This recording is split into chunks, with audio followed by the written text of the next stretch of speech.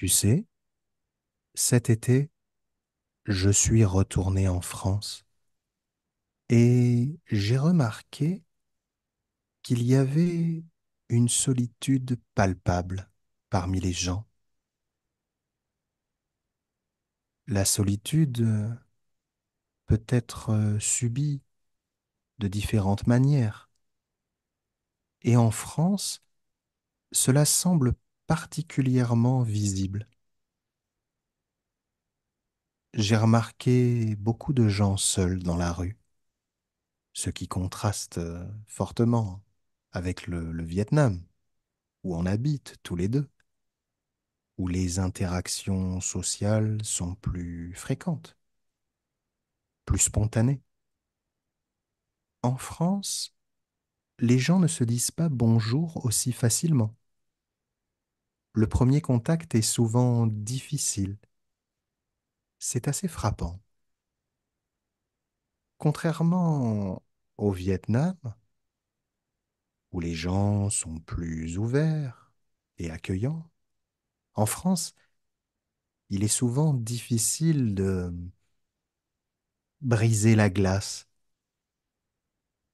Il y a comme une barrière sociale qui rend les interactions plus rares et je pense qui contribue à la sensation de solitude.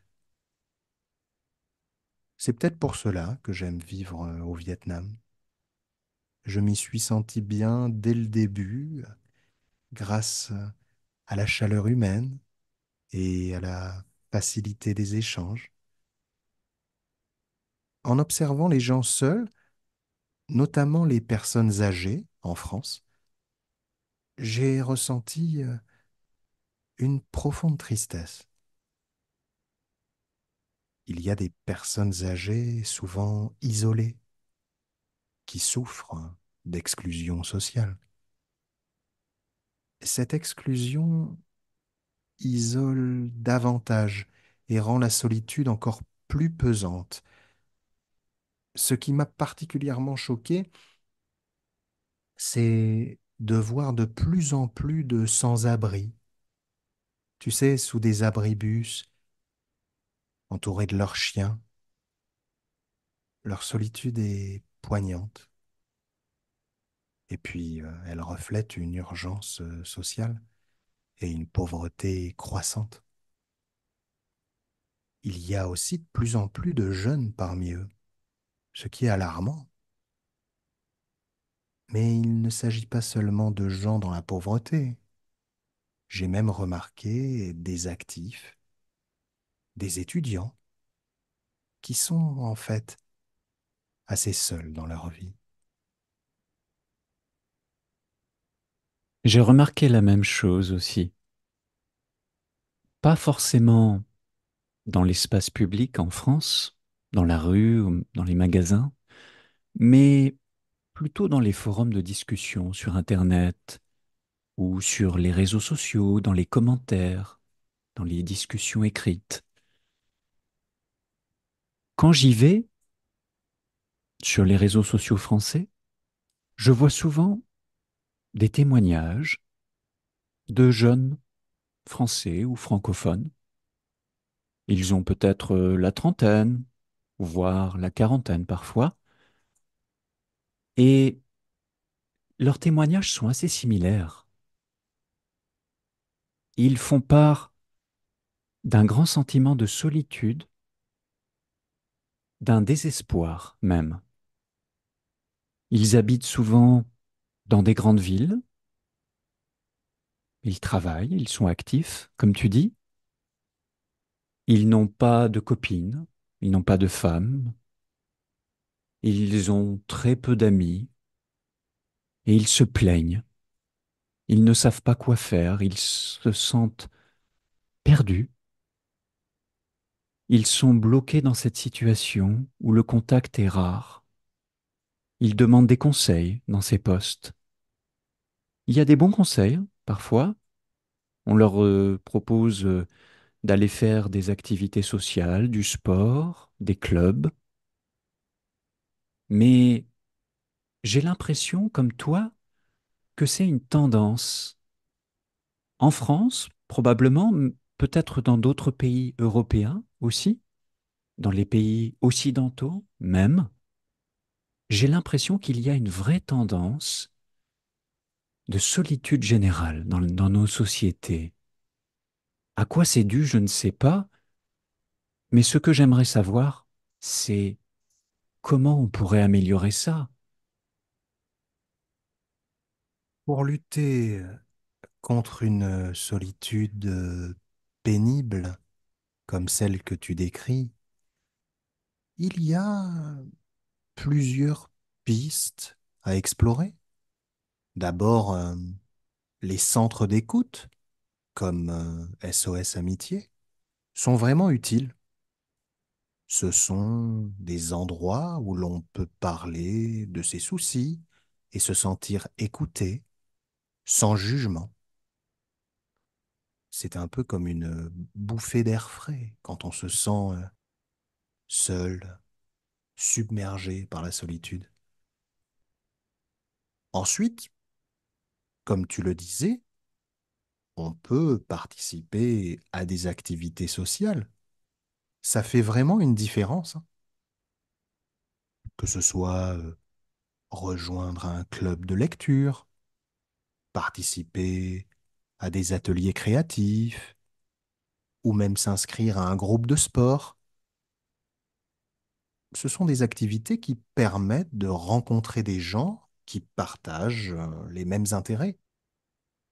C'est souvent plus facile de créer des liens quand on a une activité en commun. Je sais que ma mère, par exemple, elle va au club de gym non seulement pour s'entretenir physiquement, mais aussi pour retrouver quelques amis là-bas et discuter de la vie. C'est à la fois une activité physique et sociale. Les réseaux sociaux et les sites de rencontres peuvent aussi être des outils précieux de nos jours.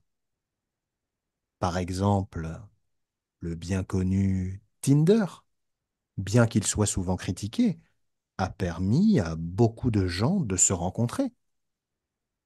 Il y a aussi des sites d'échange linguistique où l'on peut pratiquer une langue tout en rencontrant des personnes du monde entier. Ces interactions peuvent parfois mener à de vraies amitiés et même parfois des relations amoureuses. Je connais beaucoup de couples qui se sont rencontrés sur Tinder, qui sont aujourd'hui mariés avec un enfant. Alors, pour moi, qui suis d'une génération avant Internet, tout cela peut sembler un peu étrange. Utiliser Tinder ou d'autres sites de rencontres me paraît difficile. Mais je reconnais que pour beaucoup de gens, c'est devenu une manière naturelle de se connecter avec les autres. En combinant ces différentes approches, on peut vraiment réduire la solitude et créer des liens humains plus profonds. Écoute, sur le papier, je suis d'accord avec ce que tu dis. Le concept a l'air de fonctionner. C'est assez simple, assez clair. On met en relation des gens qui normalement ne pourraient pas se rencontrer, ou pas facilement en tout cas. On les connecte, ils se rencontrent et ils vivent leur histoire. C'est vrai que c'est plutôt beau et ça semble bien fonctionner, d'après ce que tu m'as dit. Mais franchement, moi, ça me fait peur. Ça me fait peur, ces plateformes, ces réseaux. Au début, je pense que le risque est limité, mais le danger, c'est de rentrer dans une habitude, dans une addiction même, avec l'utilisation de ces plateformes, comme Tinder par exemple. À la fin, on pense qu'il n'y a plus de solitude. Mais si, en fait, il y a nous, seuls, avec cet appareil. un appareil qui permet d'aller rencontrer n'importe quel gens. Ça devient facile de rencontrer des gens. Il faut juste Internet. Mais on est seul quand même. C'est juste une illusion. On a l'impression qu'on n'est pas seul, qu'on va rencontrer toutes sortes de gens, mais finalement, ce mode de vie, il est très solitaire. Il est triste même. Il n'est que peu vivant. Et je ne parle pas que de Tinder. Alors moi, par exemple, je suis de la génération des milléniaux, donc je suis plus jeune que toi de 10 ans. J'ai grandi avec Internet, mais quand j'étais petit, les 10 premières années, je n'avais ni téléphone ni Internet. Mais je regarde la génération de mes parents, par exemple, ou de mes grands-parents. Eux, c'est la radio, c'est la télévision qu'ils écoutent beaucoup. Et avec la radio ou avec la télé, on a l'impression qu'il y a quelqu'un dans la pièce, à côté de nous. C'est pareil, ça nous donne l'illusion qu'on n'est pas vraiment seul, qu'on est connecté avec le monde, avec la société, avec d'autres gens. Mais ce n'est pas la réalité. Quand on regarde la télé, quand on écoute la radio, il y a juste une personne dans la pièce. C'est tout. Une personne et un appareil. Et je pense qu'on oublie ça assez souvent. Nous sommes toujours dans la solitude. Pour moi, c'est le piège de toutes ces plateformes, les plateformes anciennes, mais les plateformes modernes. C'est la même chose pour moi. La solitude, le meilleur moyen, à mon avis, de la combattre, c'est de sortir, tout simplement. C'est d'aller dans la rue, c'est d'aller au café, d'aller faire du sport, d'aller à la rencontre des gens. Je ne pense pas que les plateformes soient une solution sur le long terme. Elles sont plutôt un danger à mes yeux. Je pense que la solitude, il faut l'éviter, mais il faut l'éviter en sortant. Oui. Alors, la solitude, tu dis qu'il faut l'éviter. Bien sûr, si cette solitude est subie, en effet, il vaut mieux essayer d'avoir des activités sociales et de sortir pour la combattre. Mais la solitude, on la voit souvent d'un mauvais œil, alors qu'elle peut aussi être une alliée précieuse. C'est un moment seul pour réfléchir et grandir personnellement. Il y a plusieurs formes de solitude. Parfois, on se sent seul émotionnellement, même entouré de gens. D'autres fois, c'est physique, quand on est vraiment seul, comme tu le disais, quand on est seul devant la télé. Il y a aussi cette solitude existentielle, quand on cherche un sens à notre vie, et la solitude relationnelle, quand on se sent exclu socialement. Je crois que la solitude, on peut aussi la choisir parfois pour se ressourcer. C'est une expérience universelle. Il ne faut pas en avoir peur. En fait, elle peut même devenir une amie précieuse. Il y a un poète que j'aime beaucoup, Rainer Maria Rilke, et dans un livre qui s'appelle Lettre à un jeune poète, il parle beaucoup de solitude. Il explique à ce jeune homme pourquoi la solitude est importante. D'ailleurs, il y a une phrase dans ce livre, si je me souviens bien, il dit: ta solitude sera un soutien et une maison pour toi. Je pense qu'il a raison. La solitude est essentielle pour se connaître soi-même et développer une plus grande conscience de soi. Elle peut stimuler la créativité, elle peut aider à mieux comprendre ses pensées et ses émotions. En fin de compte, la solitude n'est pas forcément une ennemie, elle peut être une compagne fidèle dans notre quête de sens et de compréhension de nous-mêmes. C'est vrai, tout à fait. La solitude n'est pas forcément quelque chose de négatif que l'on doit absolument éviter. C'est vrai que souvent dans nos sociétés, on a peur de la solitude. On a peur d'être seul trop longtemps. On commence à angoisser. Mais on se rend compte parfois que ça fait du bien d'être seul pendant quelques heures. Dans ma vie, par exemple, dans ma vie de tous les jours, j'aime être seul, parfois. Et pas seulement dans ma vie présente, mais dans ma vie passée aussi, j'ai beaucoup aimé être seul. Pas toujours, bien sûr. J'aime le contact humain aussi. Mais ça fait du bien d'être seul quelques heures par jour. On peut faire ce qu'on veut.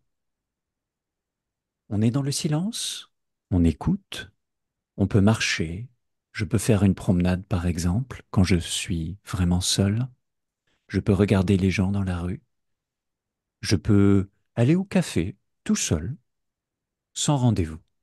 Je m'installe à une petite table dans un coin et j'écoute. Je regarde le monde ou je me plonge dans ma tête. J'imagine, je réfléchis, j'écris peut-être. On peut aussi écouter de la musique, aller seul, marcher dans la forêt, dans la montagne, avec juste des écouteurs sur la tête et errer, vadrouiller, être un peu perdu dans ses pensées peut-être. Il y a aussi le cinéma, tiens. Dans ma famille, par exemple, ou dans mon réseau d'amis, beaucoup de gens n'aiment pas aller au cinéma seuls. Mais moi, c'est bizarre. Moi, c'est tout le contraire, tu vois. Je suis beaucoup allé au cinéma seul.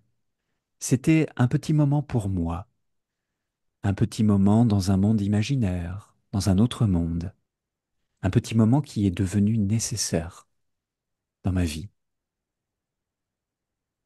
En fait, peu importe les activités qu'on fait, je pense que un moment de solitude est un moment essentiel de chaque jour de nos vies, soit par la promenade, soit par la dégustation d'une œuvre d'art, un peu de lecture, oui, comme tu dis avec Rilke.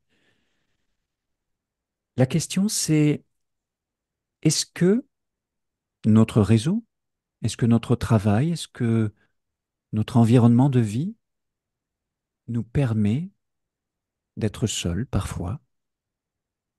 Est-ce que c'est bien vu par les gens, par le monde? Ah, je ne suis pas si sûr, en fait.